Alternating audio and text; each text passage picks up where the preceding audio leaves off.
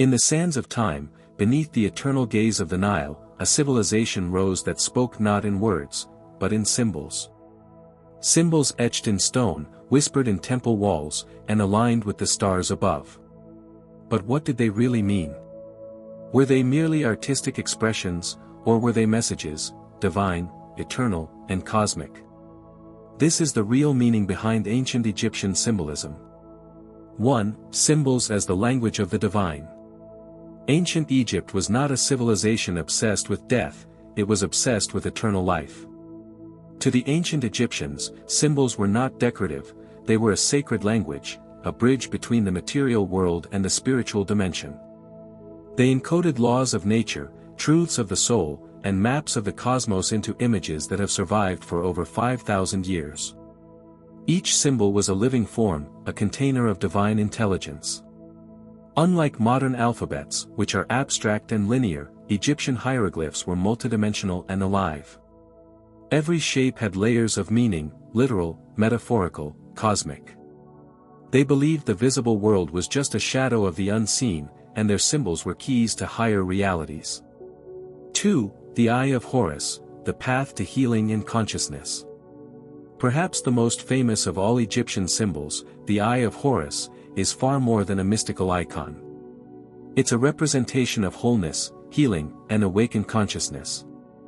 The myth says Horus lost his eye battling Set, the force of chaos. But Thoth, the god of wisdom, restored it. This act of restoration symbolizes the fragmentation of the self, and the path back to unity. The spiritual resurrection of the initiate. The opening of the inner eye, intuition and higher awareness. Even mathematically, the Eye of Horus is divine. Each part of the eye corresponds to a fraction, 1/2, 1/4, 1/8. Totaling 63/64. The missing 1/64 is the mystical piece, the unknowable, the realm of divine mystery that cannot be grasped by reason alone. In essence, the Eye of Horus is a reminder. You are more than the sum of your parts. The divine fills what remains. 3. The Ankh, gateway between worlds. The Ankh, the so-called key of life, is one of Egypt's most misunderstood symbols. To most, it represents immortality, but its deeper meaning is much richer. The loop symbolizes the eternal soul or the feminine principle. The vertical line is the spinal path of energy, life force.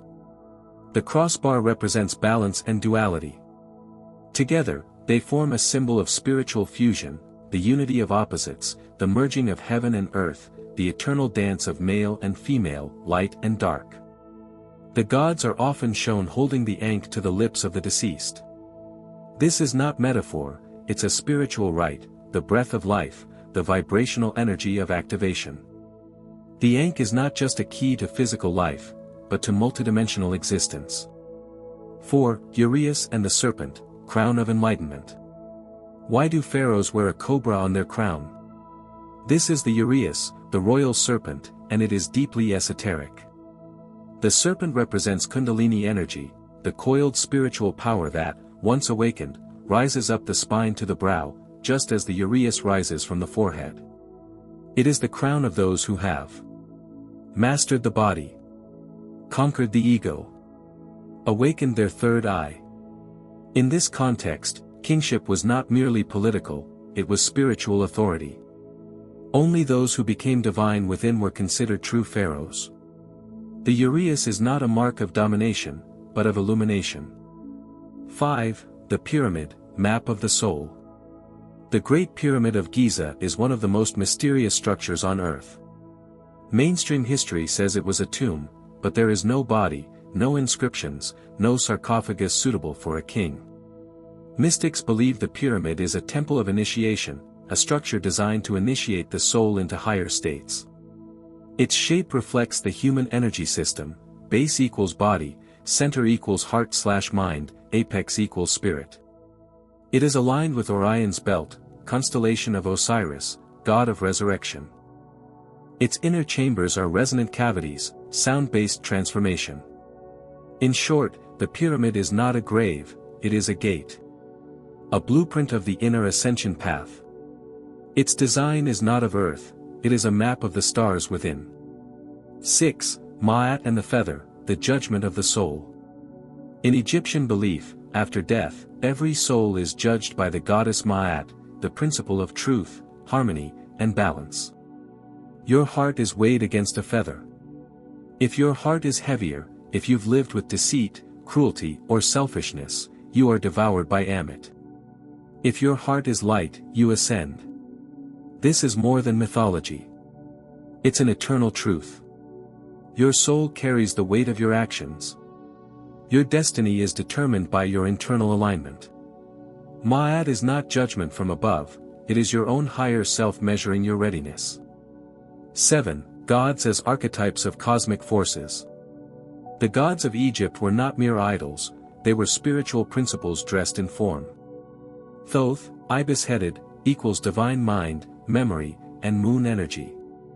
Isis equals sacred feminine, magic, and universal motherhood. Osiris equals death and rebirth, masculine principle of order. Set equals chaos, ego, material attachment. Horus equals higher self, divine royalty, ascension. These were not external beings, they were aspects of your inner universe. Egyptian temples were not places of worship, they were schools of transformation, where one was taught to become godlike. The gods are not above you, they are within you, awaiting remembrance. 8. Sacred geometry and cosmic alignment. Every temple, every obelisk, every statue in Egypt was placed with mathematical and astronomical precision. Their geometry reflects the Fibonacci sequence, golden ratio, phi, alignment with solstices, equinoxes, and star systems. Sacred geometry was used not for aesthetics, but to create resonant environments that uplifted consciousness. Spaces that harmonized body, mind, and spirit. Geometry was not science. It was divine architecture, a map of the Creator's mind. 9. Final reflection, a living legacy. The real meaning behind ancient Egyptian symbolism is not locked in the past. It is living, breathing, and waiting. Each symbol is a mirror, asking you, are you awake? Are you whole? Are you aligned with the divine order? The ancients didn't leave us monuments. They left us messages, coded in stone, waiting for those with eyes to see. The gods never left. The wisdom never died. It only waits, for those who seek. If this awakens something in you, subscribe, and walk with us again through the sands of time. Until next time. Live with Ma'at. Rise with Horus. Die not, but transform.